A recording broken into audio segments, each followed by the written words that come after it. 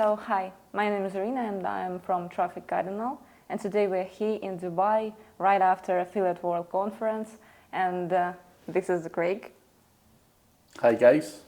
So Craig, please tell us a bit about your way in this niche. So I've been in the industry for 20 years. I have been everything from a little guy doing client work. I built my own agency, but decided that I don't like working with clients because clients are always, moaning and not paying money properly. So about 10 years ago, I decided to change the way that I worked and do more e-com, affiliate marketing. I buy and sell a lot of digital assets. And that is what I have done for the last 10 years. So I had probably 13 years experience with doing client work and decided it wasn't for me any longer. So I'd learned all of the skills to do good marketing and decided to put them into practice for me rather than working with clients. I'd like to know what are the difficulties to establish yourself as a specialist? I mean, difficulties are you have to offer a lot of value up front. So you've got to, like on YouTube, for example, I've got more than 1,000 videos on there. I've spoken at lots of different events. I do a lot of stuff in social media and so you've got to, it's not a short-term thing. I've tried to work on that for maybe the last 8 years, trying to build myself up as a speaker or a known person in the industry. On top of that, what comes, so a lot of people say, what do you get out of all of this? Obviously, I build up a massive social media following. I build up a massive email list. I build up a massive YouTube subscription, and that all turns into money. So people will say to me, Craig, can you promote this? And it's now easy for me because I've got a big mailing list, I've got a big following, and I've got a big YouTube channel, so I can then make money from it. So you've got to offer value up front so that people like what you do, and then that can turn into money. And I think a lot of people don't think of it like that. They just think, you're going to parties and all that kind of stuff. You're networking, you're building your brand, you're building your audience, which all of us know. The more people who follow me, the more people who subscribe to my emails and everything else turns into money for me. So it takes a few years to build that type of thing up, but it works out very well. So, a lot of people again say to me, Craig, you do a lot of information on YouTube for free. They're like, you can't really make that much money on YouTube. Like, I've got YouTube sponsors, I've got people who pay to promote on the YouTube channel, SaaS products, whatever it might be, and that can turn into a lot of money as well. So, and you also get your affiliate money as well. So that is kind of how I've done it, but it did take a lot of time and effort, which you don't get paid for. So you're having to go to conferences, you're not getting paid for anything, and you're trying to sell yourself. So it can be hard work, but it does change in the end, and then people want to work with you, and that's where the money comes. Just like us Yeah. today. Please tell me, do you own any sites at the moment, and how do you run it? Do I own any sites? Yep. Yeah. So I have 2 big e-com stores. I mean, I've got maybe 7 or 8 websites overall, but the 2 biggest main revenue streams at the moment are 2 big e-com sites. And in my presentation yesterday, I spoke about some of the ways that I rank. Now, it's not always about SEO. I do a lot of Facebook ads. I do a lot of Google ads. I do a lot of TikTok ads. So it's not always about SEO. So one of the businesses relies a hell of a lot more on paid. And the other one, I cleverly, so SEO is all about traffic, links, blah, blah, blah, blah, blah. So one of the other websites that I've got, I leveraged other affiliates. So I built up a massive amount of affiliates. There's literally thousands of them who all send traffic, who all build links to my website. So I'll leverage other affiliate marketers. So I basically give up a percentage of my business to pay these guys, but I then don't have to do any marketing. So, so traffic and links, probably two of the main things when it comes to SEO, out with content. And for me, leveraging other affiliates is the way that I've cleverly not had to go out and pay for links or, do all of that kind of stuff. I'm tapping into other people's traffic sources.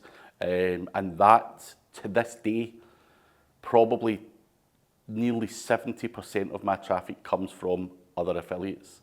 So, which, when all of that traffic happens, your organic search, your rankings increase because your website looks popular, it's getting sales, it's getting traffic, it's blown up, so it looks viral. And in turn, it helps your SEO massively. Because of the experience I've had in SEO, I understand, or I hope that I understand what Google is looking for. So I've kind of reverse engineered it and worked this business back to front, if you like. So I'm using the affiliates, like everyone else. Amazon have done it, you guys probably do it, everyone does it.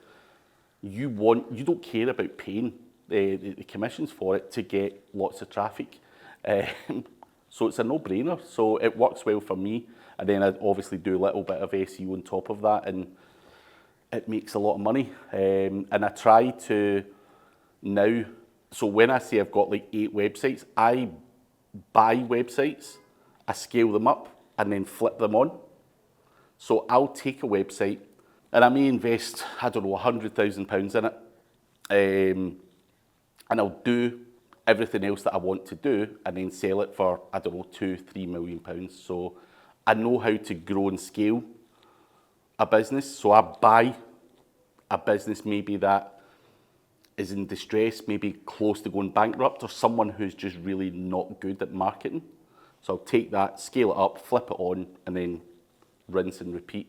And if I get a really good one or two, which I've got just now, then I'm just going to keep it for cash flow, because the money that they make allows me to then invest in more and more businesses. So the 2 that I've got, I probably will keep for the foreseeable future, because they make really good cash. And the other ones that I've got, I will just grow and scale. So as long as I can get maybe 5 or 10 times what I invested, then I'm happy.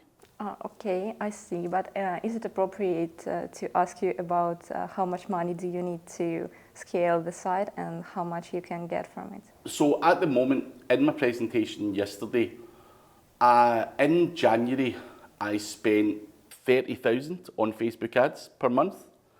And I think I spent about 15,000 on Google ads. Now that turned into hundreds of thousands of pounds worth of revenue. So I don't mind spending £45,000 if I'm going to make £300,000 or £400,000, whatever it's going to be. So it's all relative. I don't like to sit here and go, oh yeah, I make lots of money and I spend lots of money. You can spend £1,000. If I'm getting £5,000 back for that, why wouldn't I, spend more thousands of pounds? So, how much money you spend is really up to you. Now, in these businesses, I haven't always spent that money. I would spend, so I started out, I used to spend £1,000 per day to make 5,000. And then I said, what happens if I spend £2,000 a day? Do I get to 10,000? And if that's the case, then I'll continue to scale up. And then there becomes a point on Google ads, for example, where you may spend £3,000, and that's that's all you can get out of that. So you then look to TikTok, what can I spend there? What money can I make from that? So it's always about spending your time or money in the right places. And as long as you get that return of investment on it, who gives a shit? Sorry, who cares?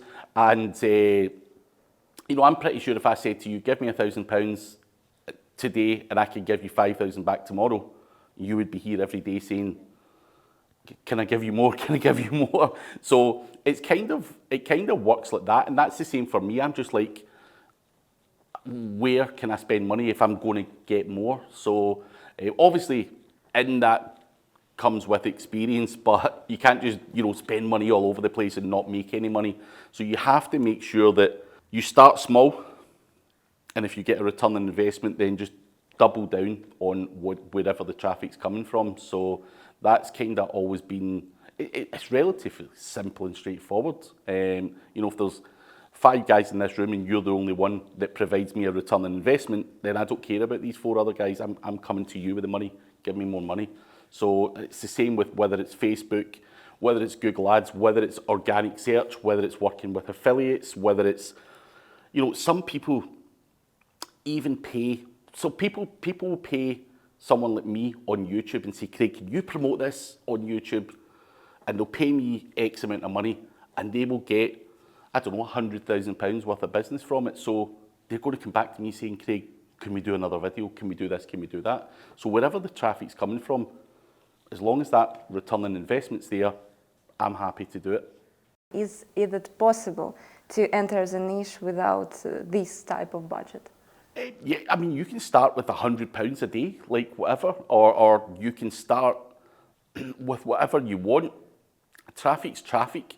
Now, you don't always have to use paid traffic. If you've somehow managed to acquire a big mailing list, then sell to that. Like, it'll cost you to send the email out, but, I think if you've not got budget, things become a little bit more difficult. You've got to rely on maybe organic search or organic social media. You've got to try and be a bit more creative in terms of what you put out there to promote your product or service. But it can all be done. But I think, the big thing for me now is making my money work for me. So I don't want to work, I want to make the money work for me. So if I've got X amount of money on that table, I want to figure out how can I make that money turn into more money. So I think, everyone starts, and that's why I started doing client work. I had to make money to be able to invest money. So you've got to get cash flow from somewhere, whether you do client work, whether you take a loan out of the bank. I think you really are going to struggle if you start from zero with nothing. It's just going to take you a long time to be able to generate traffic and revenue. So I'm not saying small guys can't make it, but I just think you have to, everything's more competitive now than when I started. I've been in this industry for 22 years, so years ago when I started, of course it was a lot easier, there was less competition, but now there's just so much competition that I think if you don't have money, you are kind of fighting a losing battle. But if you had the chance, would you have enjoyed this niche earlier? Yeah. I think we always look back and go, geez, why did I not do this earlier, in this niche earlier? But you don't know what you don't know. And sometimes you just stumble across things and you're like, right, this is a good niche. The niche, one of the niches that I operate in, I don't want to tell you what the niche is because everyone will jump in it, but it's not gambling, it's not porn, it's not anything exciting. It's actually, the demographics who buy from us is probably 40 plus. So it's an older generation niche, but there's still a lot of money there, but there's only a handful of competitors. So for me, I am now always looking for niches that have good volume, but they're not overly competitive because everyone wants to do gambling, everyone wants to do, all of these kind of cool or so-called cool niches. I don't really care because you need a lot of budget to compete in that niche. So for me, yes, I do wish I'd found the niches that I'm in earlier. I've made a lot of mistakes. So I have entered niches in the past, and you'll understand this. One of the first niches I ever went to was women's clothing. Now, women's clothing has so much search volume, whether it's for a bag or whatever. So I thought, fuck, women's clothing, this is the one. And women's clothing, they kept returning the stuff. They changed it. Oh, it doesn't fit. Oh, I don't like that.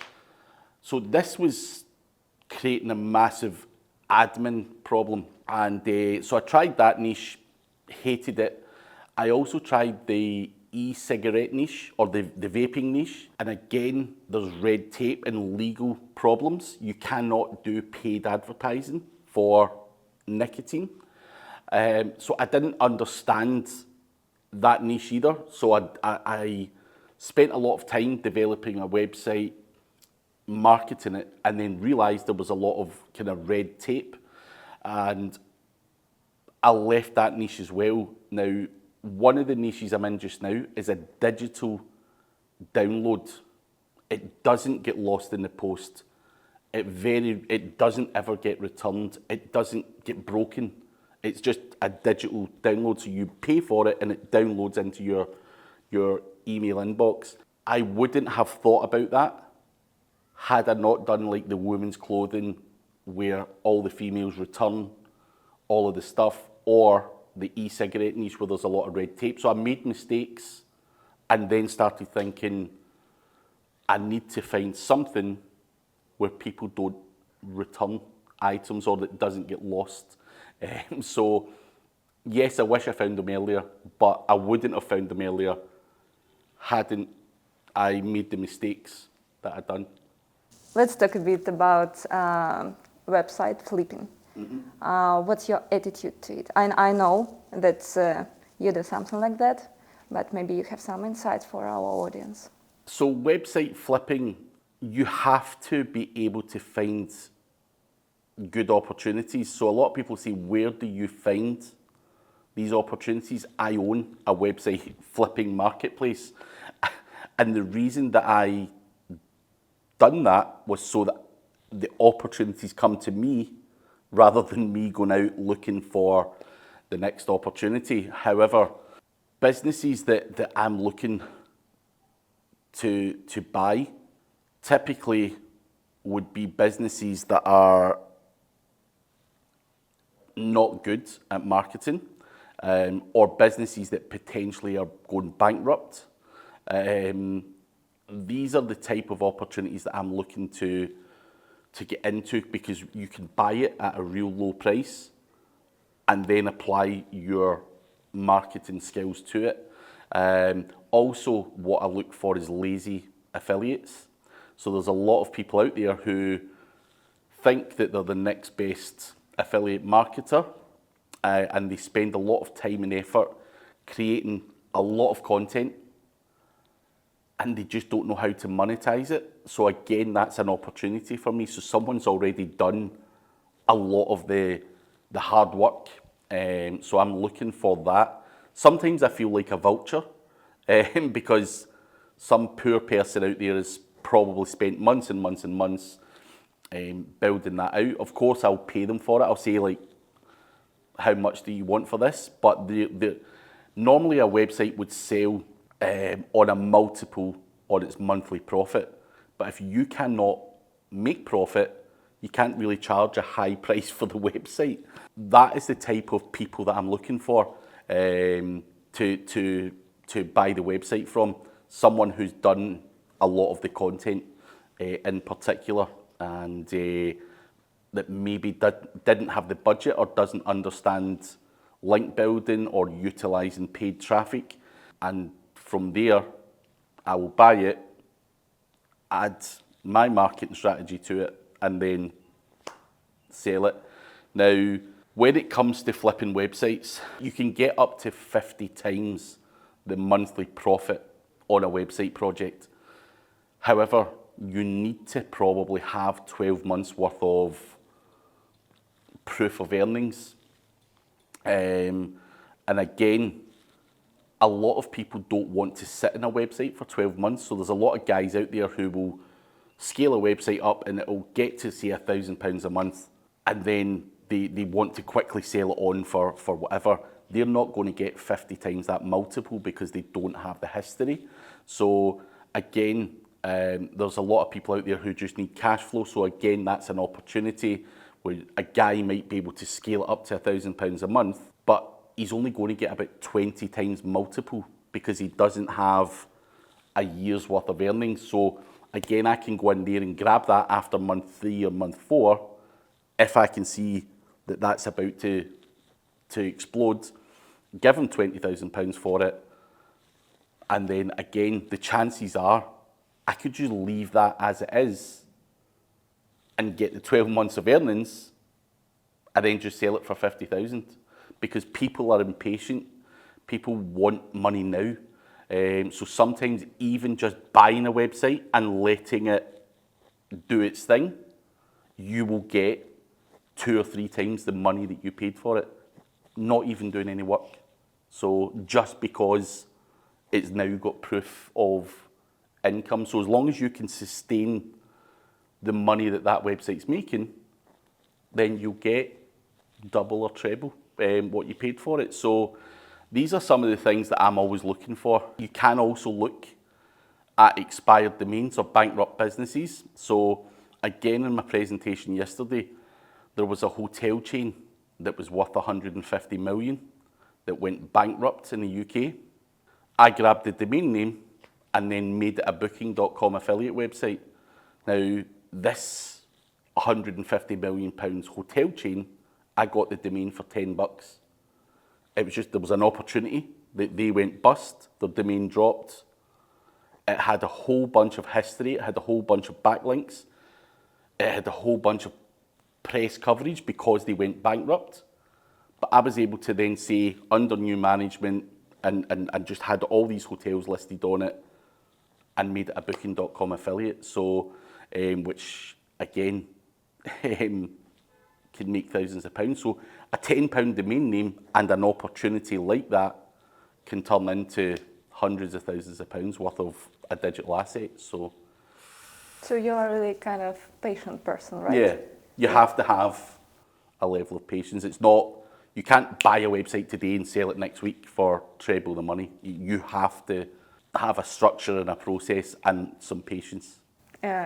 It's only for work or in every sphere of your life? Probably only for work. Like, I'm not the most patient person in other areas. I'm quite an impulsive guy. So yeah, no, it's only for work that I'm relatively patient. But that's the way that business works. So you just, nothing happens overnight in business. But and I am an impatient person, but I've now been able to train myself to say, this just takes this amount of time. And okay, but on the other side, how does your impulsive help you to work?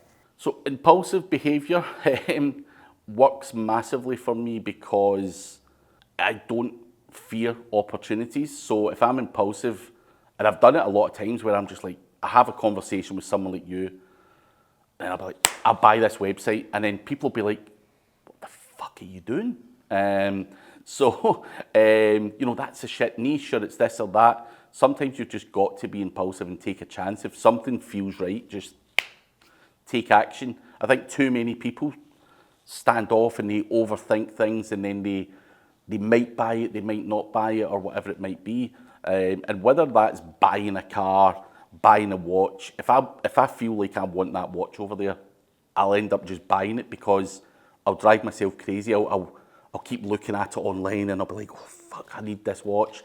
So I think impulsive behaviour has helped me personally, just because I've been able to seize opportunities that I maybe wouldn't have taken if I was a kind of a different person. So it's worked against me as well. I won't lie. I have made impulsive mistakes where I've lost money and been like, which ones? What the like the women's clothing niche, for example, was an impulsive one. The e-cigarette one was another impulsive one where I just seen the search volume and went, fuck this, let's make a website, and got all excited by it. and never thought of the bigger picture, and that has killed me. But you know, I've bought things in my life, like just on a personal level. I have a private mastermind where I teach people SEO, and one guy in the mastermind said, he said, I bought this Oculus, this AI Oculus thing, or whatever it is. And before we knew it, 10 of us had bought this Oculus, just like that, because we thought it was cool. We're like, we'll go around and we'll do this. And yeah, 10 of us bought it, and we've only ever used it once. So again, if I see something and it seems like a good idea, sometimes I need to hold myself back. Thanks God, yeah, you are impulsive enough to be there. What do you think about AI and the texts with AI? It's good, but it's bad. So I've tried a lot of AI content, and straight from the box, straight out of AI, you put it straight in a website, you can get some growth, but what I see, and I had it in my presentation, I've tried it and I get 6 months and then the website dies. Now, I've tried different ways of using AI. So what we tend to do is we'll use AI to create the article. We will then paraphrase it using a different tool, which basically just changes the way that the content is written. We will then have a human editor tweak some of it, and then we'll run it through Grammarly. That works a lot better, but it's a process. It's not just pure AI. There is still a human touch to it, and for me, that works a lot better. You know, purely as an SEO guy, content is one of the big things, and I think Google can establish AI content quite easily. You know, when it comes to AI content on a website, I think you need to be really careful in terms of how you structure it and how you potentially, you know, have human editors editing it. So I think that part of the process, if that's done properly, it can work very well. So I love AI content. You know, it makes us able to produce content quicker.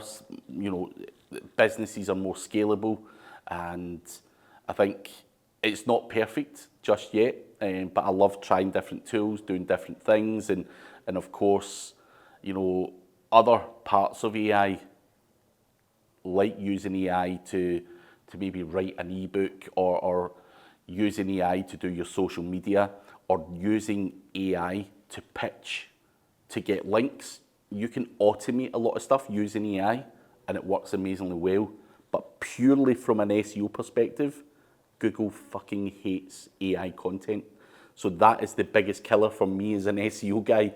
It can work in everything else, but because we need that to rank well in Google, and Google can detect it, it just makes me as an SEO, the job a little bit harder is the best way to describe it. But I love it all the same, and I think Google will struggle over time to understand what's AI and what's not, because I'm sure you've seen it yourself.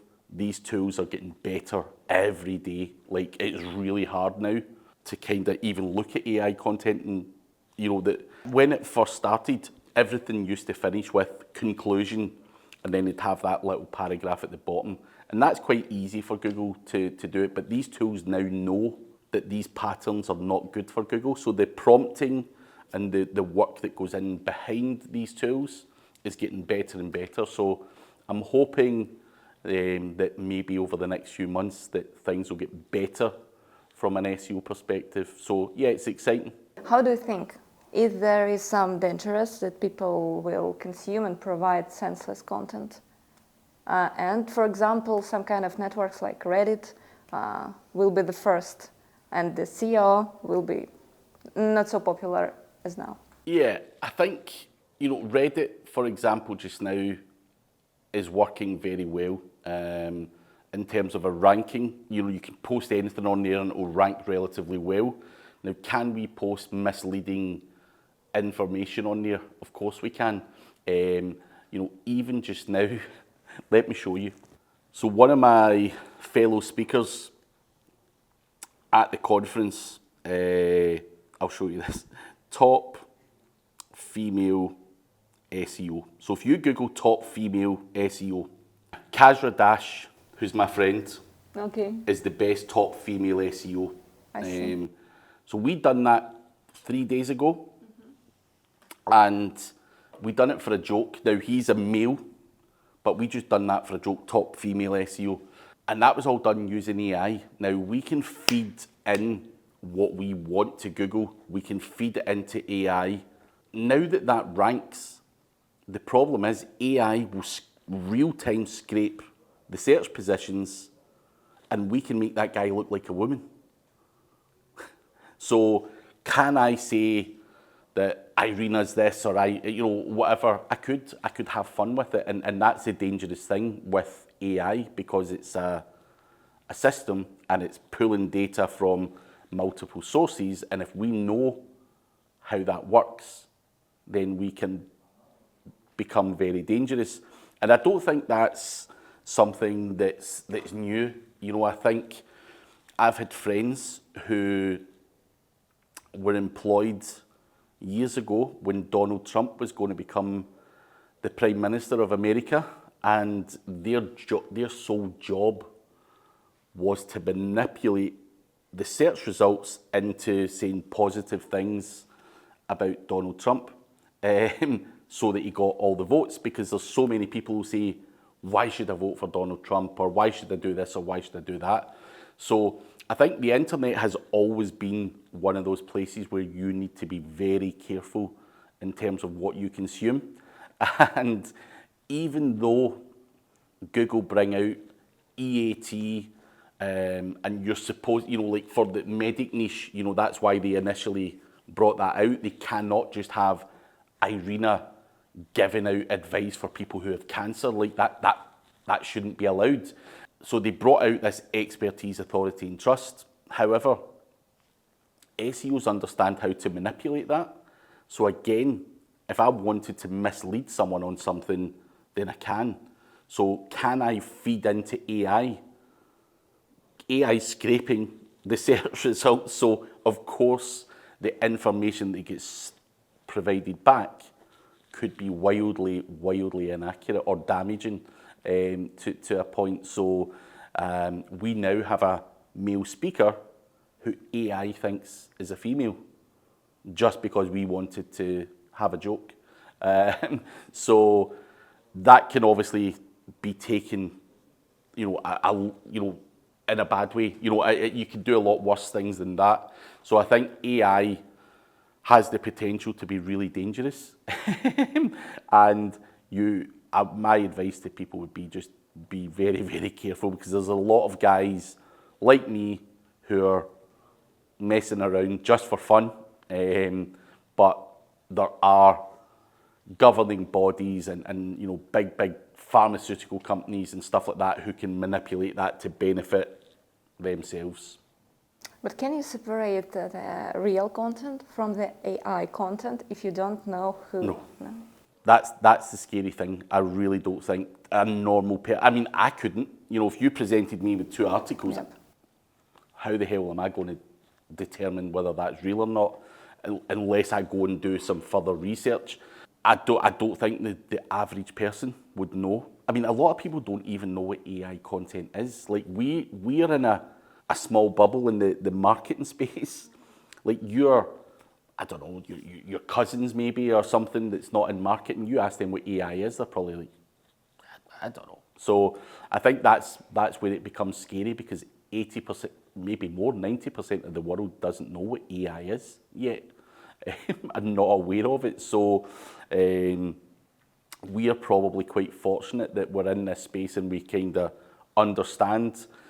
And even when I'm having conversations with my friends now, or you find something online, they're like, you need to prove that's real. Like, I need some form of documentation to provide, to say that that's real. So if I say Craig's won an award, they're like, come on, that's fake. No one believes anything anymore. So yeah, I think AI has the potential to be misused massively. companies spend millions of dollars on digital marketing, and some of them, like with a huge budget, they can grow like super fast. Yep. But usually they also can fail. And how do you think what happening with these companies? What company need to be successful in our niche in 2024? Yeah, so I think there's potential to waste a lot of money out there if you don't know what you're doing. So because someone has a lot of money doesn't mean they spend that money particularly well. I think you need to be, the way that I attack it, any strategy or any business that I work on, I start very small and then open out the budget. So I'll start very, very tight, see what works, see if it's getting an ROI, and then increase the budget. Whereas I think a lot of people in bigger companies, they may have a marketing budget of, I don't know, £3 million a year, and they'll say, right, 500,000 is going towards Google, 500,000 is going here, 500,000 is going there, and no one gives a shit what is being spent. No one cares. Like, they're just like, yeah, he spent his £500,000, and they have to spend that £500,000 so they get it again for the following year, because people are, the board are saying we've got 3 million and the overall the company needs to make X, Y, and Z, but they're not digging deep into the data to see what works and what doesn't. So anytime someone comes to me for consultancy and they say, Craig, can you look at my overall marketing strategy and tell me what you think? And I'm like, that shit, fire him, what's this guy do? Because there's so much wastage there, there's so many people talking, and it's because that budget has just been like that. They don't start tight. Is there an ROI? You know, and if you need to put another person into that, that's fine. But I think people just go crazy and spend money and don't really consider if it actually benefits them. Like, even if I spend, I don't know, $2,000 on some content, that has to make me $10,000 or $20,000. Otherwise, I've wasted $2,000. Whereas I think some of these big organisations, they don't know, they don't care, they don't understand. So I think education is poor. You know, I think people who work in marketing companies are there to tick a box and hide in their jobs, and I don't think there's enough people who care enough about the ROI on the spend. And at the end of the year, these big companies will sit there and they've spent 3 million, they've maybe turned over 10, but it's probably because of their companies are just a big brand and they've got £10 million worth of revenue based on this, who they are, rather than their marketing strategy. And I think that happens in a lot of cases. I think if you were to cut down the marketing strategy, and I've done this, I've went into companies and they've said, Craig, we've spent 2 million last year, we need to cut that in half, we've only got 1 million, can you still get similar results? I could probably get better results spending £1 million properly than squandering 2. So I've done that time and time again. You just go in and tighten up the strategy. So I think for me, there's just not a lot of people with common sense out there, and you just have to look at the data. It's simple. How do you leverage your social media skills? How do I leverage my social media skills? YouTube is probably the biggest one that I leverage. People, I don't know why, but people seem to like the way that I act, if you like. So people like the personality and the way that I'm straight talking, and that worked very, very well for me. So I work with a lot of brands based on my personality. So I'm not your typical SEO geek that doesn't like being on social media. And of course, there's a lot of people out there who sit with shirts and ties on and act all corporate. So I'm somewhere in the middle, and I think that works very, very well for me. Some people will absolutely hate the tattoos and the swearing and all that stuff, but lots of people like it. It's different. And some people say, no, you swear too much, or you do this, or you do that. But I think a lot of people trust that type of model, because I'm just trying to be as honest as I possibly can with anything that I do.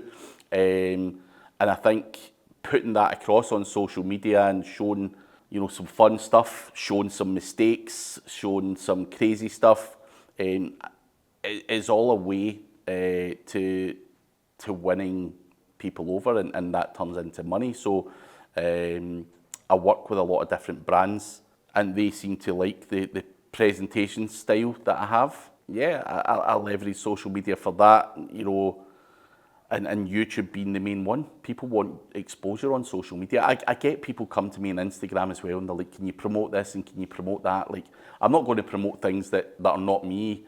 You know, it's got to be digital marketing related. But, so yeah, I think leveraging your social media and showing your personality and showing not just SEO things, like show a bit more than that, you know, show a bit of personality, show a bit of fun and character, seems to work well in my favour. So I think social media has been a massive, massive part of my personal brand, and I think hopefully that continues that way. I try not to be rude or offensive to anyone, but I try and have some fun. So, yeah. By the way, could you please tell us what do they mean, your tattoos? So this is just design. I just like the design of this. So down here is just design. Obviously that is my son's handprint when he was born. Oh my God. That is his name, date of birth. I've got my wife's name there, Lauren. That's my year of birth. That's when we got married, and the rest of it's kind of just design. But this one, 4 stars. A lot of people ask what that one is. We had 4 miscarriages before we had this guy. So I got a star for all the miscarriages. So we struggled to get this guy.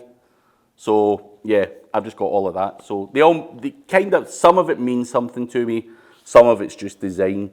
But yeah, and I've got Muhammad Ali there as well. So my favourite, you must know who Muhammad Ali is, right? Everyone should know who he is.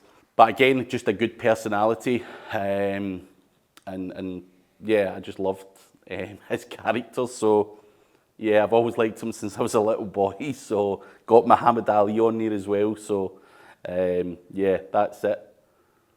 It's so sweet. What's your attitude to cybersquatting?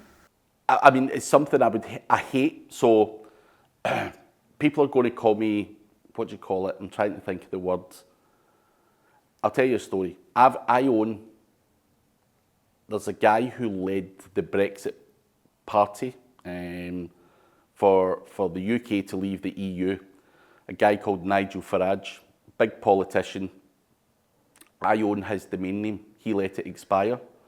I own his domain name. It's been all over the papers. And I only done it for a joke. So I am a cyber squatter to some degree, but I only done that for educational purposes. I've not done it for anything bad. But cyber squatting is obviously a real problem. I think it's not something I particularly like. There's guys out there who, they know what they're doing, they're buying it, they're sitting on it and essentially wanting you to pay an obscene amount of money for something that's not really theirs. You know, you've built a brand and whatever. So I think cyber squatting, yeah, I hate it, but I've done it. But also, so my main domain name is craigcampbellseo.com. I have been able to acquire craigcampbell.co.uk, and some motherfucker has craigcampbell.com and will not give it up. Like, I've offered a lot of money for it, and this person, they don't even use it. They do not have a website on it. I'm like, please, man, come on, give me this. And they ain't giving it. So I would call that person a cyber squatter as well. But, you know, I think it can be very, very annoying. It probably shouldn't be allowed, but I've done it. So, you know, I'd be a bit of a hypocrite is the word I was looking for, because I've got that politician's domain name and I'm not giving them it back because it's funny to have it. So I think I'd be a bit hypocritical to say too much more about it, but yeah, it can be very, very annoying. But you know, it's perfectly legal to buy a domain name that's available. There's no law to do it, against it. Of course, if you use it and someone's got trademarks and various other things, you can be entering legal disputes. So I think you need to be careful if you're going to go down that route. However, it can be a bit frustrating if you've built a brand and someone's sitting on it waiting for you to cough up a serious amount of money for it. So yeah, frustrating is the word I would use with it. But how much money did you offer? I mean, I've offered 20,000 for mine. I'm not offering him any more because he's never done it. It's not like got power. Like it just, I mean, I'd probably pay more, but it's my name, so I want it. Like, and it's my name's common name. There's lots of different Craig Campbells, but you know, I'm not going to pay someone $1 million or something just to have that. So there's got to be some sense of reality. And the person's been sitting on the domain for like, I don't know, 8 years. And I know he's just going to wait and wait and wait. And maybe he will sell it, maybe he won't, I don't know. But I've had other people in the industry that I know who've paid a lot more for a domain name. Is that the secret? Yeah, I don't want to give it away, but you know, there's domains out there like Andrew Tate recently bought university.com for $7 million because he wanted that domain name. You know, a domain name like sex.com sold 15, 20 years ago for, I think it was £9 or £10 million. So there's a lot of money to be made in sitting on a really good domain name. The problem is there's just so many guys out there now just buy up everything, and they look at companies who have maybe got potential growth and do it. So I think, yeah, it's annoying.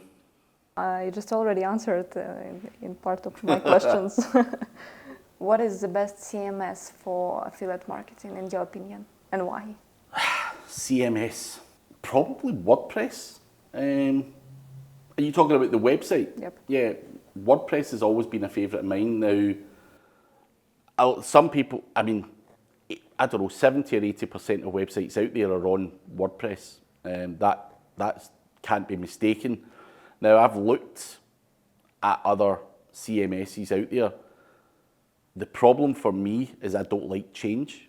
So I'm comfortable with WordPress, although it's got, you know, potential security flaws and you need to update plugins and all of these kind of things. I think WordPress is just really simple and easy to use. You can put a template on it. You can get started as an affiliate marketer at a relatively low cost.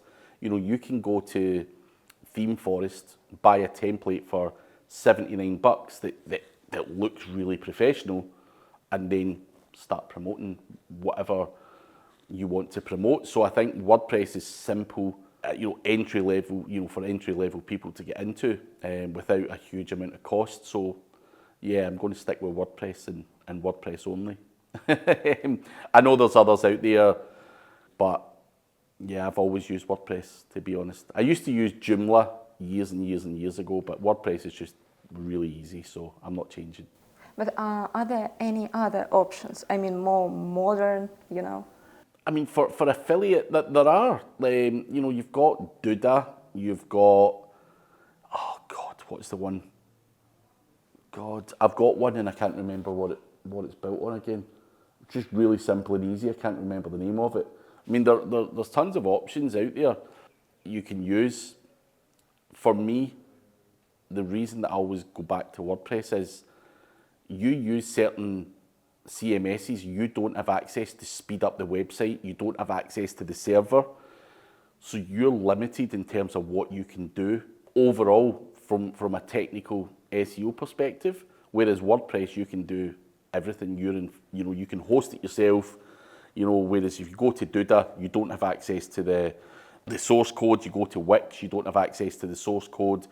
You know, even Shopify, I know you're not really going to use Shopify for affiliate, but again, you're limited in terms of what you can access. So I think for full control, WordPress, you can speed it up, you can work, you know, on the server side, you can do whatever you need to do in order to make that website as efficient as it possibly can be. And I know there are other platforms out there, and I know people laugh at the likes of Wix and various other CMSs. These guys are working behind the scenes to try and improve the overall experience and SEO, you know, all, because everyone always looks at it, you know, Wix was terrible for SEO. It's obviously improved in recent times, but again, you still can't access the speed. You can't change the server location. And again, these are important things for me. So if I want to start affiliate marketing and I want to target the UK, for example, with Wix, their servers in the US. So hosting location for me is an important thing. So I would rather host in the UK, I'd rather have a .co.uk domain name, and I'd rather have a template or a CMS that I can, you know, do everything to. So that's why I always go back to WordPress. Unless someone can show me something amazingly better, but yeah, I think it's still a habit thing.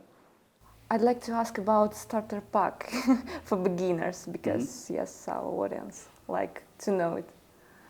A starter pack for beginners. I've actually got a YouTube playlist for beginners entering affiliate marketing.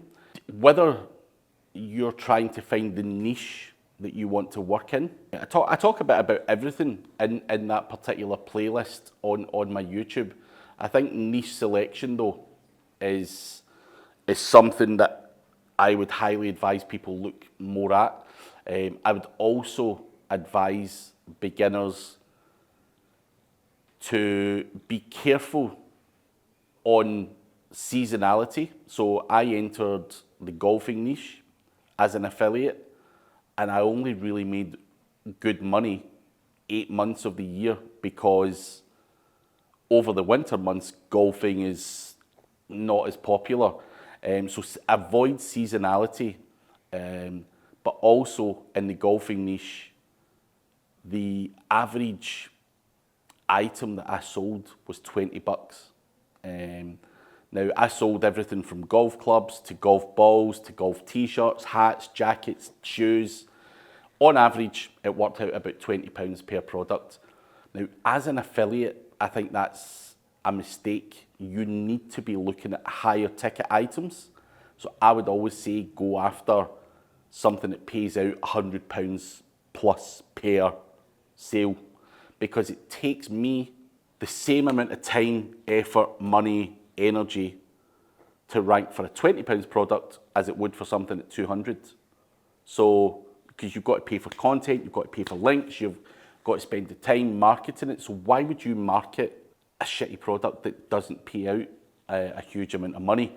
So those two tips for me, I wish someone had told me those two at the start, because I just thought, I want to do affiliate. There's a golf website, let's go. And I told you I'm an impulsive guy. But looking back at it, seasonality was there. The price of the product was poor. Should I have sold something higher end in the golf market? Absolutely yes. So that's why I'm saying sell something that has a higher price per sale. You know, I know guys that sell diesel generators. They cost £2,000, £3,000, £4,000. Your commission as an affiliate on that is good money. Why do that? Yeah, I mean, it's easier to rank for a diesel generator than it is in the golf niche. Like, golf's just an overly competitive sport. Diesel generators is a very niche market, but I'm going to make more money on the diesel generators than I ever would in golf. So a lot of people look to their hobbies to get into affiliate marketing. And I'm not saying that's a bad thing. You know, if your hobby is bags, you could make a lot of money, you know, blogging and you know, marketing bags, you know, that's no doubt, and that's fine. But if your hobby is a £20 product, then you have to say that that's the wrong idea at that point. You know, I think, you know, you have to think higher ticket items like camera equipment, lighting, you know, podcast equipment, whatever it might be. That stuff you're going to get, I don't know, 50 or $100 per sale. You don't have to be selling handbags or whatever you like. So a lot of advice out there is go after a niche that you enjoy. And whilst I kind of agree with that, it doesn't always pay that well. So I think you have to look at the affiliate commission. Some other stuff that I would give for a beginner is be careful of the cookie policy. Amazon, for example, have a 24-hour cookie policy. So so someone clicks on your link, anything that person buys, you get commission for the next 24 hours. Some people give you a 30-day cookie policy, but there's a lot of people out there who have funny cookie policies where it's really hard as an affiliate to get the credit for the sale.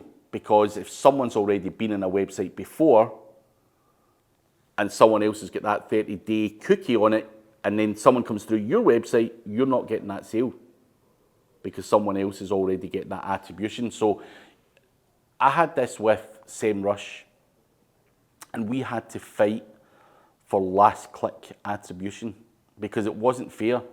So I had people sat in my office who physically I watched signing up for SEMrush and using their card. And I went to check my affiliate dashboard and there was no sales. And I'm like, I got onto SEMrush and I'm like, what the fuck? Like, I've had 10 people in, they've all signed up, I want my money. And they're like, nah, these people signed up for a trial 4 years ago on SEMrush. And I'm like, bullshit, no way. There's no way that happened. It says, these people have no clue about SEO. They've came to my office, we've given them training, we've signed them up. You're going to have to play fair here or I'm not going to promote SEMrush. So they changed the attribution model to last click attribution because the model that they previously had wasn't going to work for affiliates. I wasn't going to get the credit that I deserved. So you need to be careful of cookie policies because when it comes to affiliate, it's getting harder and harder to track because people have, whether you accept cookie policy, the cookies on a website or not, if you don't accept them, it can't be tracked. So you need to understand as an affiliate that side of the business because you're going to get taken to the cleaners. You're going to be sending someone a lot of traffic and being paid peanuts for it.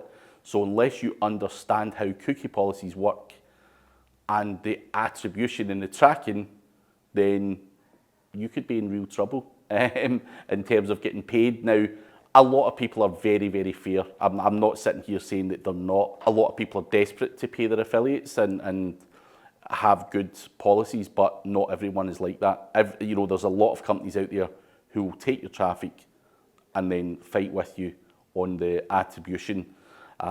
So just be careful is what I would advise on the cookie policy side. So avoid seasonality, go after higher ticket items, and be careful of the cookie policy. From there, try and find a niche that's not competitive or less competitive than most of the others.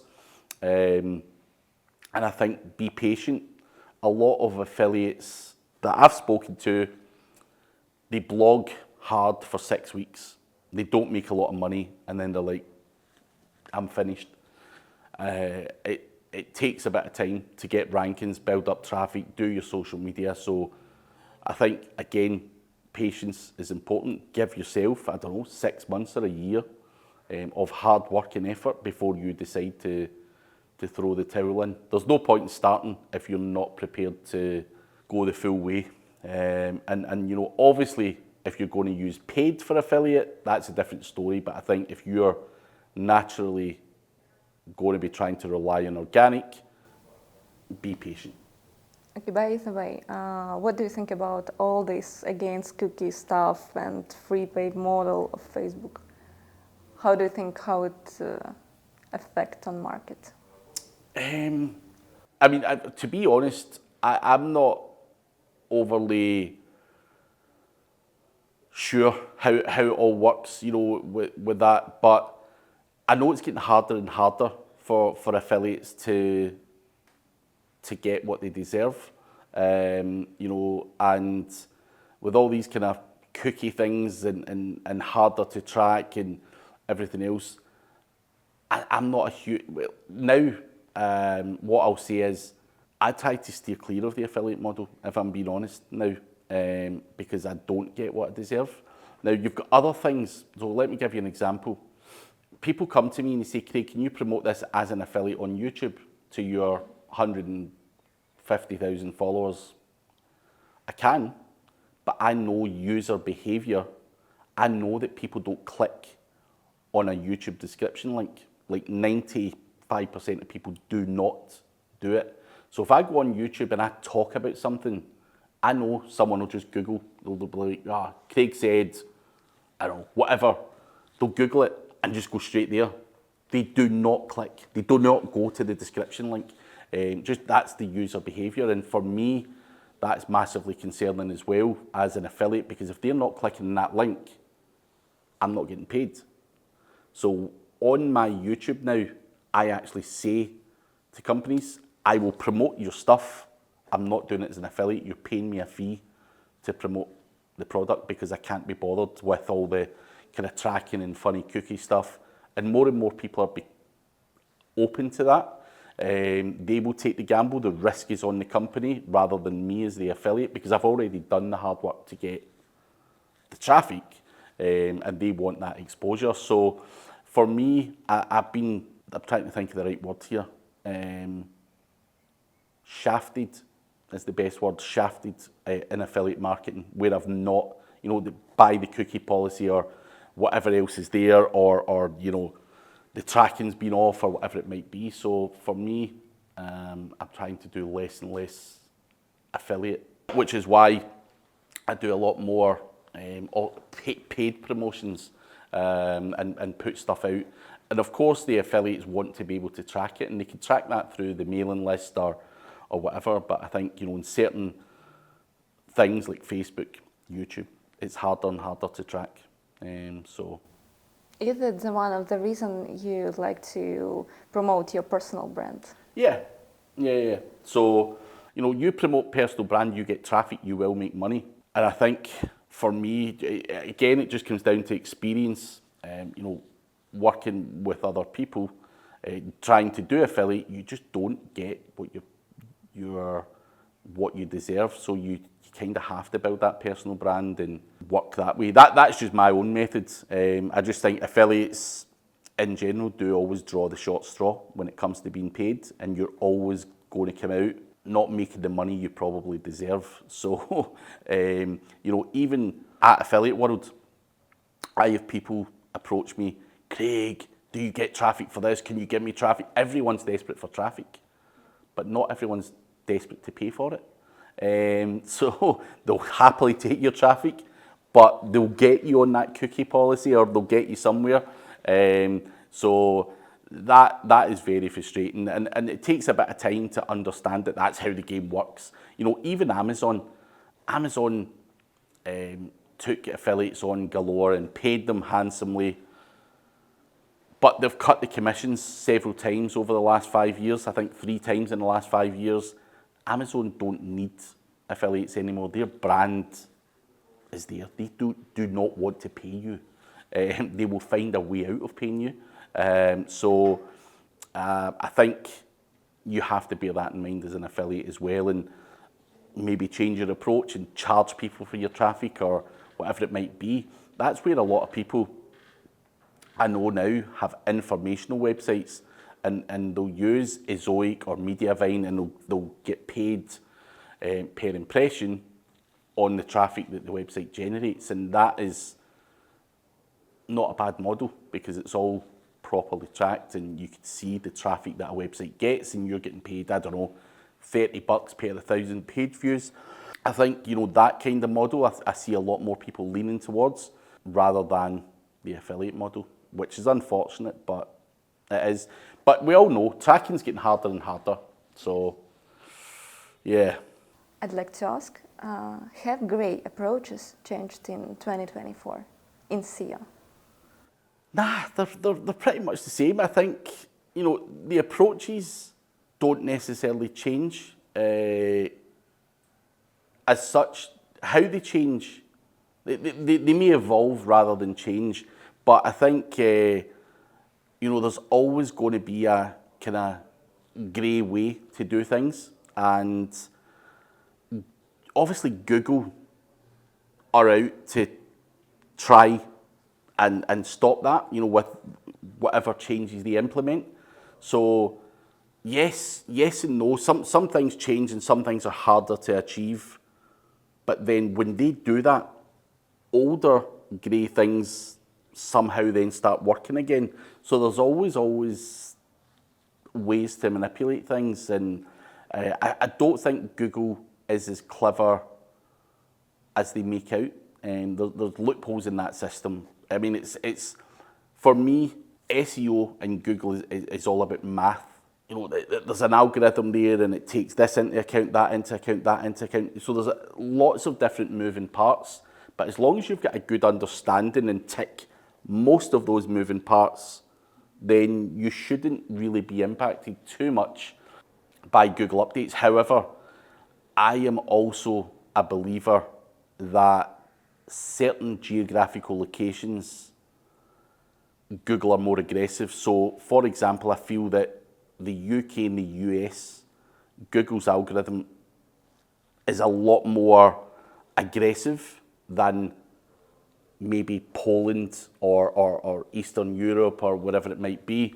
So I think it also depends location to location. I find a lot of grey stuff works really well out with the UK and the US. I mean, it still works well in the UK and the US, but more so in other areas because I don't think Google is as advanced in other geographical locations. So, for example, I know guys that do really, really black hat shit in Poland and it still works like that, like really easy. I'm just using Poland as an example, you know, Italy, whatever, Bulgaria, like these guys are all doing stuff that we have to kind of adapt to in the UK or the US. So I think a lot of the strategies still work in a lot of the other countries out with the UK and the US. They are 100% clamping down on everything, even something very minuscule from like Google Maps. So at the very bottom level of where we get traffic, Google Maps, you can't even get a review now without Google pulling it down. Like a legit review, Google just assumes a fake review now. That's just the way that all the kind of grey or black hat people have manipulated the system now. Even registering your business at a location, Google want video documentation inside and outside the office because they do not trust SEO people. But that is mainly in the UK and the US. We came to Dubai 2 weeks ago and we done a map listing for Dubai and it went 2 seconds. There was no video verification, none of all this kind of crazy stuff. So they are clamping down, but I think in other areas like Dubai and everything else, it's still fine. And I think that for me, so many people are obsessed with the UK and the US. Now let me give you a statistic. There's 65 million people or thereabouts that stay in the UK. And the SEO is so fucking competitive. Everyone wants a piece of it. A country like Germany has 85 million people. And the SEO is like 100 times easier. And you can get away with a lot more grey and a lot more black hat stuff. So for me, I would be advising people, do not ignore these countries because there's a lot of search volume in, more so than in the UK, that is untapped in Europe. So some of the niches that I work in, I'm going after France, Spain, Poland, Italy, whatever, and I'll continue to grow that because there's a lot of traffic there, and these grey tricks work a hell of a lot better in those locations. So why not? So do you see new markets in 2024 for you? Because as I understand, it's kind of difficult to stand out from competitors. New market. Well, for me personally, Yep. I'm always looking to new markets. Even for building my own personal brand, I am not looking to speak at SEO events anymore, purely because I'm as known in the SEO space as I probably ever need to be. I want to be out in new markets. So I'll go to like affiliate, e-com, business type events. I want more exposure, more traffic, more following, more data in a much wider audience. And I think whether that be in different countries or whether that be in front of a different audience demographic, it's something I've been asked to speak at a lot of SEO events this year, and I've said no to them, and people are like, why not? And I'm like, what's in it for me? Like, a lot of the people there already follow me, so I want to speak in front of new people and get more followers, more exposure, more business from other people. So I think you've always got to be looking to geographically expand your horizons, but also, even out with that, you just have to go for a broader audience as well. I think that's for any brand, whether it's for me, whether it's for you. I think you have to understand your audience. And for me, I do not sell to other SEOs. They're the worst bunch of people to ever sell to, in all honesty, because they know too much about marketing. So they're the hardest audience. Me being able to sell to business owners and selling them SEO is a lot easier to a business owner who maybe doesn't understand SEO as much and sees me as an expert as it would be to sell services to a whole bunch of SEOs who think they know it all. So I think trying to understand where you're going to get the best value out of a conference or whatever it might be is something that I'm now taking into consideration. So yeah, I'm trying to tone down the SEO conferences and broaden things out, more entrepreneurial business. I want the business people, that type of audience. I want to grow that, and hopefully from there I can teach them and get them more involved in affiliate. I just need a more diverse audience. Is effectively what I'm looking for. Had the February Google updates affected on affiliate niche and you personally? Not for me personally. My current websites are fairly well established, so when updates come out, this is where it gets controversial. A lot of people expect me, and I just want to clear this up in this interview. So I'm quite well known for doing black hat tricks and stuff like that, which I do enjoy. Like I thoroughly enjoy having a little website and blowing shit up and doing funny stuff. But on my main websites, I try my best not to do anything that's too black or grey. I try to do the best I possibly can, which is why I don't typically suffer too much from updates. Even when it comes to AI content and whatnot, I like it, but on my main projects, I don't use it. I have got test websites where I'll try it, but I'm still on the fence, because if my websites make a lot of money, as they do, why would I put that at risk? So when Google do these updates, whether it be February, whether it be, there's updates happening every month. And I think even if we go back a few steps further, we go back to like the end of 2021. That's when we started to see affiliate websites being hit really hard. Lots of affiliates. That particular update was for me about affiliates who didn't have EAT. They didn't have an About Me page. They didn't have social media going on. So what they had was crappy little websites that were full of content which ranked really well, and Google basically just wiped the floor with them.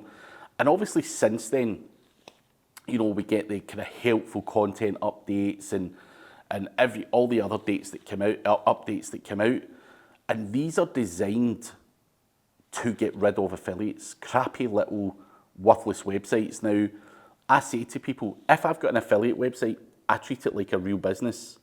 It's got an about me, it's got an active social media account.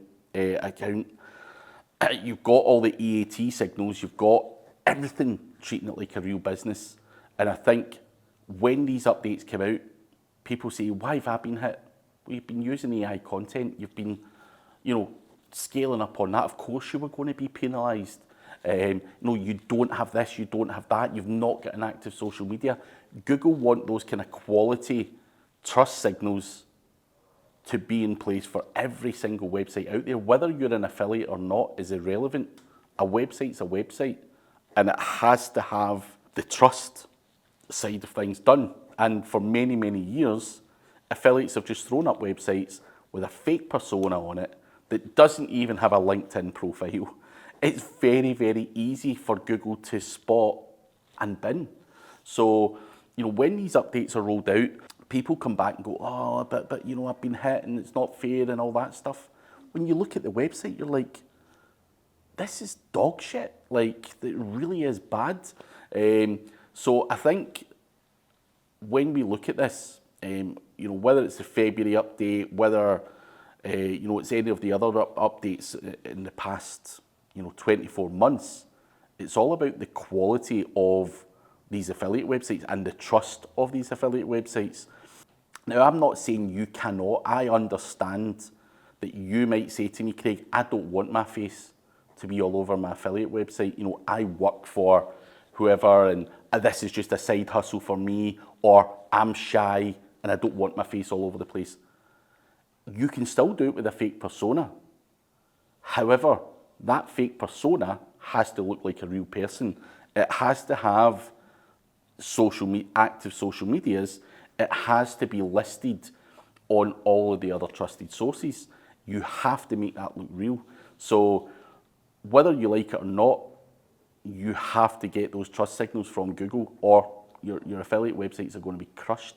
And there's that many websites being introduced every other day using AI content that Google are actively looking at ways to get rid of the crap. You know, that's essentially what they want rid of, is all the junk.